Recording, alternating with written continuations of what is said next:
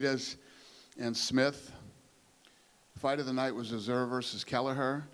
Performance of the night was Dober and Teixeira. Tonight was a tough night to pick bonuses. It was some seriously good fights. I wanted to ask you about the main event. Obviously, it was a great night of fights, but the main just took a crazy turn back and forth. What did you think about Glover's victory tonight? I thought Teixeira looked great. He looked like he was in the best shape I've seen him in a long time. Physically and obviously, you know, he kept going and going and going for 5 rounds. I was shocked that he came out for the 5th. I didn't think he would come out for the 5th. I thought his corner would have stopped it. You know, I'm no doctor, but I'll be shocked if he doesn't have a broken orbital, because every time he got punched, he reacted. You know, at one point, you know, I got monitors in front of me, and I said to my guys, I go, you know, Teixeira's punching him in the face, and he reaches out and handed something to the ref, and the ref put it in his pocket. I was like, what the fuck? He just gave something to the ref, and the ref put it in his pocket. What could he possibly? He was picking up his teeth and giving his teeth to the referee, and the referee was putting them in his pocket. It was crazy. When he went back to his corner, all he kept telling his corner was, my teeth are falling out. So I didn't think he was coming out for the 5th. Well, I was going to ask you, I mean, you were right there. So, I mean, obviously you had a great vantage point. You can hear everything. A lot of discussion right now online is, you know, should they have stopped it? Do people need, you know, our corners need to be doing, you know, more proactively stopping fights, maybe more similar to boxing where it's a more common occurrence. Do you feel like the corner should have stepped in? Is that something we need to see more of? I do. I didn't think his corner was going to let him come out. But that's between them and their corner, you know. And then, you know, the ref could have stopped that in the 4th too, you know. So, yeah. You know, us sitting on the outside, it was a little tough to watch. Cormier was flipping out. So. Give us the idea at 205. We know this wasn't a #1 contender fight or anything like that, but, man, there's so many names at 205 right now. Dominic Reyes for the rematch. You know, Maheta's coming back. You got Blachowicz that wants a fight. Now Glover's saying, I'm about to retire, you know, let me get one more shot. What's the priority right now for John Jones? Is it still the Reyes rematch, or are we looking at other options with all that's going on? Yeah, I mean, you got Jan, who we've been talking about fighting next. Dominic, obviously.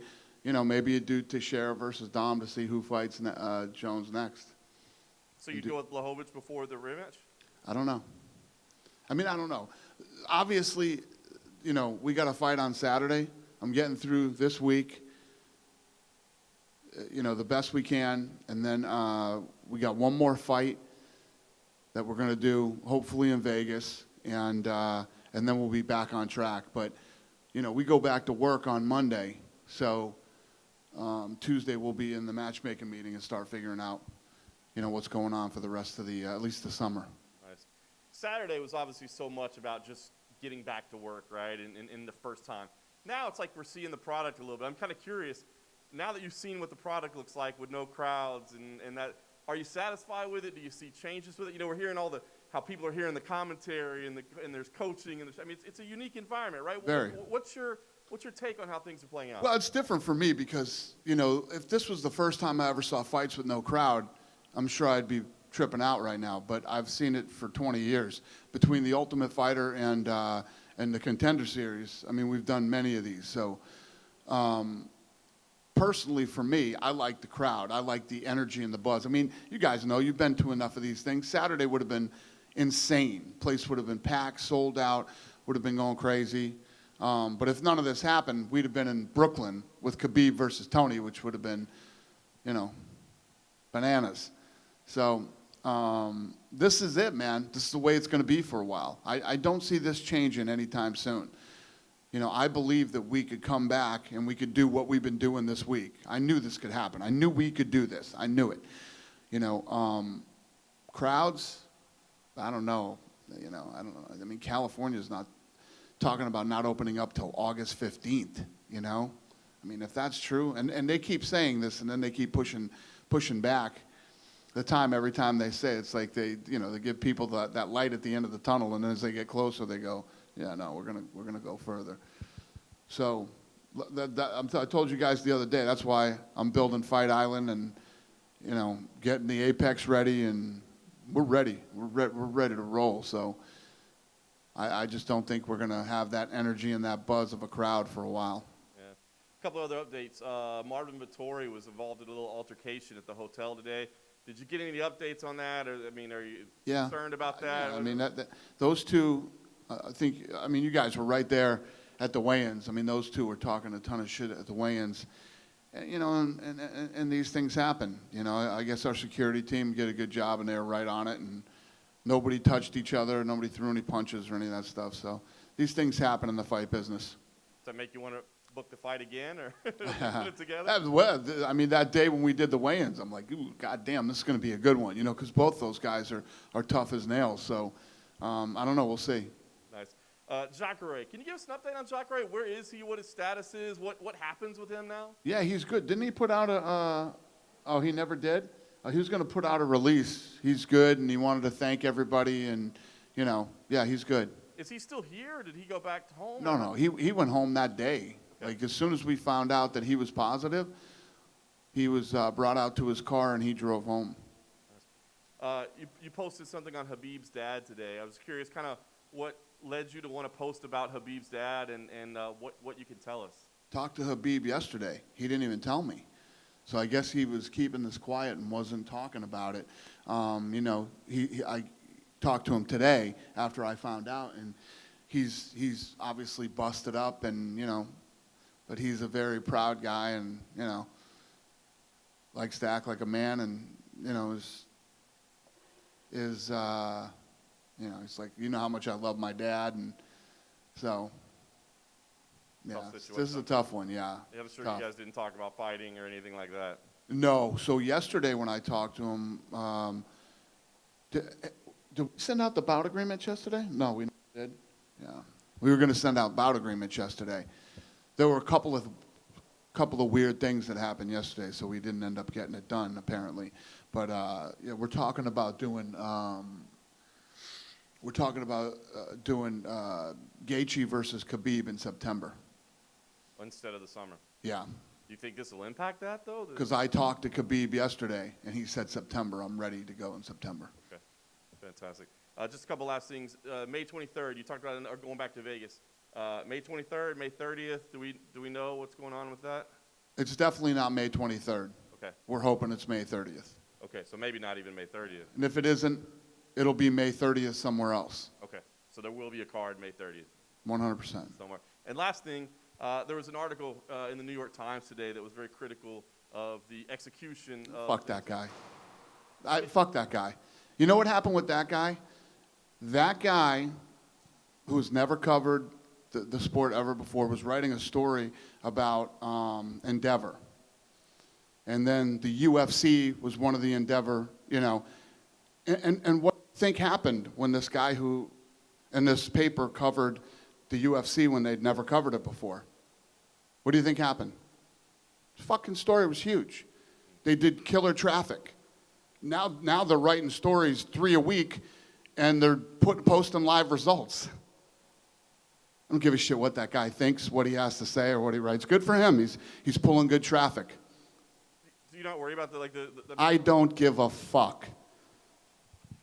Fair enough. Don't give a fuck. Cool. Dana right here. You described Saturday night, UFC 249, as a home run. How would you describe tonight, Wednesday night? Yeah. Think about this, guys. A lot of criticism coming into this week, right? The fact that we wanted to go and this dickhead from the New York Times who found out that MMA is popular.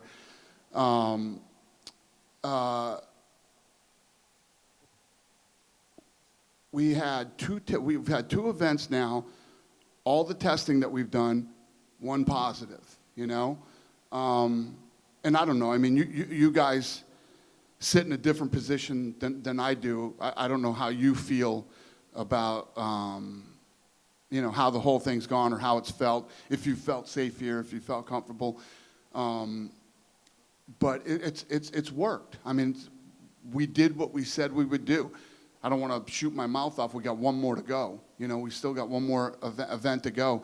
But so far, so good. And I think what you see now is now you see all the other sports leagues talking about we're going. Somebody had to get out and be first. And I knew we would be.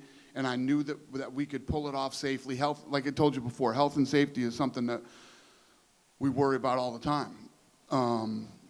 So, yeah, so far, it's been super successful.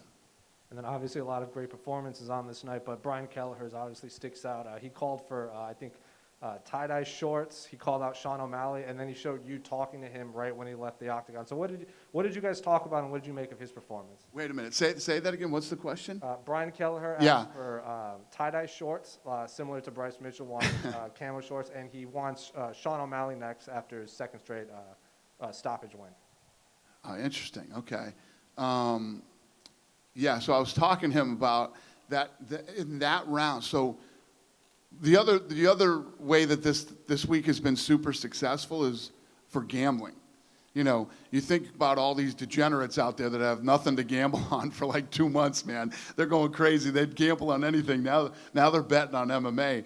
And in that fight, in that round, like 2 minutes before he stopped him, he went all the way to plus 330. He went to plus 330 on the live because you can bet live now. So the odds go like this. They go crazy, right? He went all the way up to 330, and then he knocked him out. It's crazy. So, you know, people probably took him at plus 330. And I was telling him about the live betting and how high he had gone that round. And, yeah, I mean, what a big win for that kid. And then I'm sure you saw that Conor McGregor went on kind of a tirade the other day on Twitter, said he's adamant he's fighting Justin in the summer. Tony Ferguson will fight Dustin Poirier, and Khabib is just going to be left out in Nicole Connor's matchmaking, the lightweight division right now. So what are your thoughts on Connor said that? Yeah. I didn't see that. So say that to me again. Connor said that, he'll fight Justin Gaethje this summer, and Khabib's going to have to wait. And Tony will fight Poirier instead. And then after this all is over, he's going to go up to welterweight. Yeah, so we're going to do Khabib and Gaethje in September. Tony Ferguson, you know, I'd like to see take some time off after that fight on Saturday. So I don't know. We'll see what happens this summer with Conor. And like I said, Tuesday I'll be back in the office doing matchmaking. And then one final one I have to ask. Steven Espinoza announced that Showtime and Bellator are going to try and do cross-promotion, like possible fight like boxer versus MMA, or even possibly boxing and MMA on the same night. What are your thoughts on that? Good for them.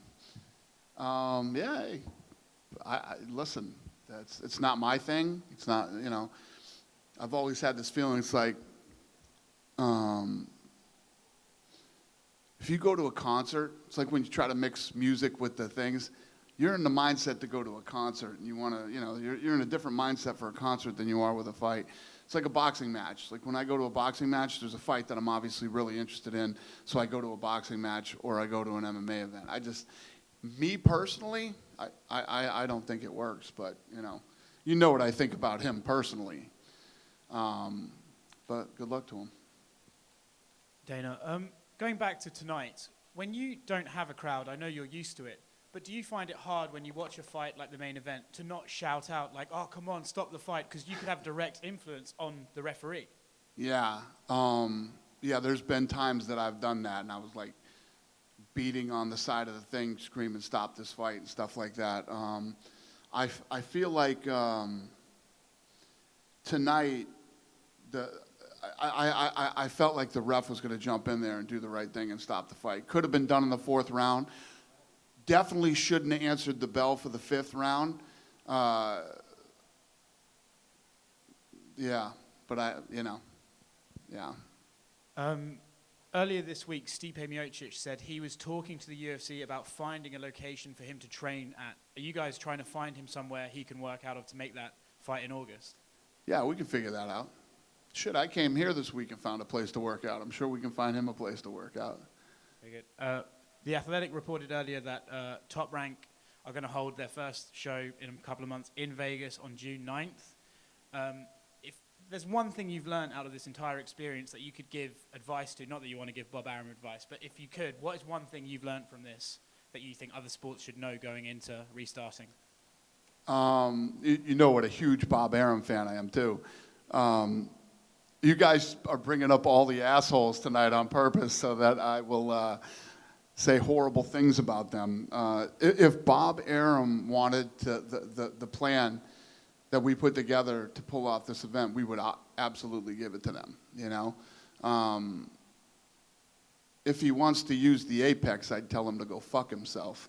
But we'll give him the 30-page plan. It's very generous of you. But if he's talking about June 9th, that would imply that even if it's not May 30th, Vegas is coming up for one of you at least, very shortly. I'm sorry, say that again? So he says Vegas in June 9th. So even if you guys can't go on May 30th, if both of you are saying May 30th, June, it seems like we're getting close to being back in Vegas. Yeah, I think they're talking about casinos opening June 1st, some of them.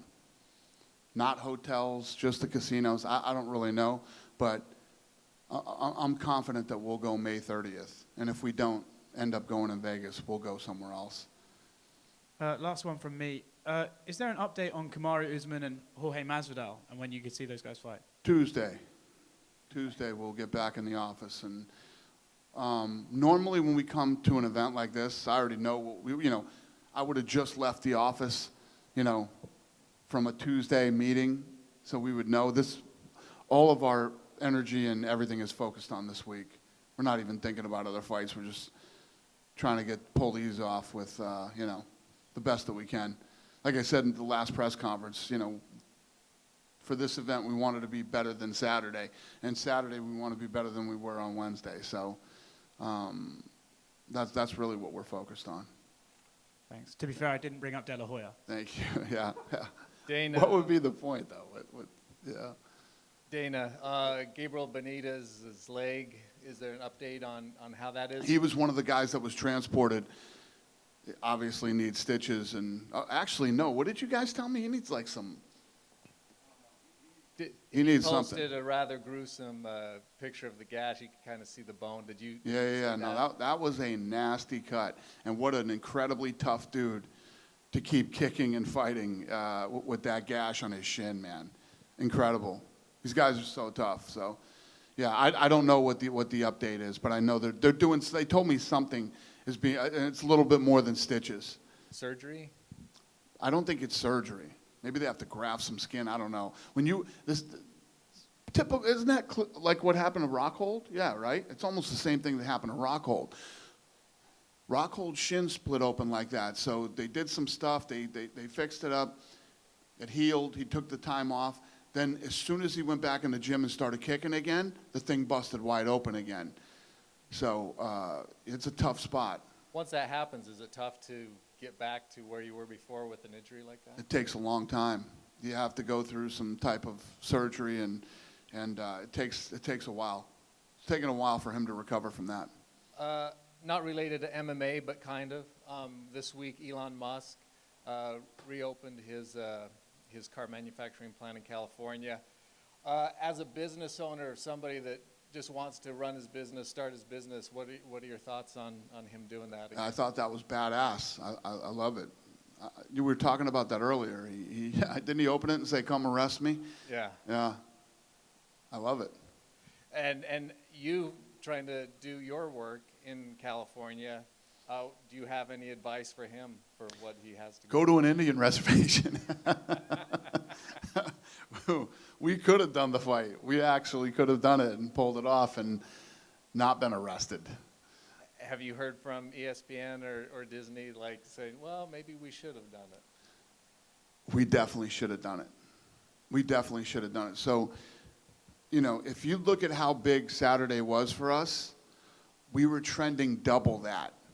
The trends were double when I was going on the 18th, So I truly believe as big as Saturday was, it would have been even bigger if we went on the 18th. Dana, obviously the governor of Nevada, the athletic state, Commission of Nevada's watching. What's been your communication been like with them throughout this process, if any? I mean, the whole time that we've been here, Hunter's been on the phone with them, communicating with them, obviously letting them know everything that's going on here, and they're watching. They know what's up, and I don't think that the Athletic Commission in Nevada doubts for 1 minute that we can't pull this off, and especially at home. I mean, it would be so much safer if we were at home. We could do it even better than we're doing it here. Yeah, they know. They've worked with us for a very long time. Everybody's pressing you for the location of Fight Island. When do you think it will be appropriate to leak that information for where that location exactly is? When do you think some of the infrastructure will be done for this? 3 weeks? 2 or 3 weeks. And lastly, everybody's being tested for COVID-19. Before the broadcast starts, the guys get together on the team, and then after they get together, when do you think an appropriate time will be for them to not sit separated and all of them will be together for a normal broadcast? We could do it now. I mean, we could do it now. That's optics. Everybody's so freaked out. I mean, I didn't read the article from that guy, but people were telling me, oh, he's not wearing a mask, or this one's not doing this, or whatever. Everybody hears, but I've been tested twice, and that's just the COVID-19 test. Doesn't include the antibody test. Everybody here has been tested, and everybody was negative. So it's not like we're just hanging around a bunch of people that I wonder if he does, I wonder if he doesn't. I think that the whole separating them thing is just, you're being double safe. They were tested, now they're separated, and obviously for the people watching, they're all not sitting together. And I think, when you talk about the optics, it's about showing up. Young people watch this and they're like, oh, these guys are all sitting together. They're not social distancing. You know what I'm saying? It's a lot of that stuff. Dana over here. You said you wanted tonight to be better than Saturday and Saturday to be better than tonight. Right. What are your criteria on it being better? Well, if you think about last Saturday, it's the first time we ever did it. So my staff has done 1 million of these, right? Saturday was our first one, the way that we're doing it this way. So now when the fighters arrive, they know exactly what they're going to do. When the fighters come down for the weight, they know where to put them. They know what to, and they know the lay of the land here a little bit. They know the hotel better. They know the arena better. It's just, you're going to get better every time you do it.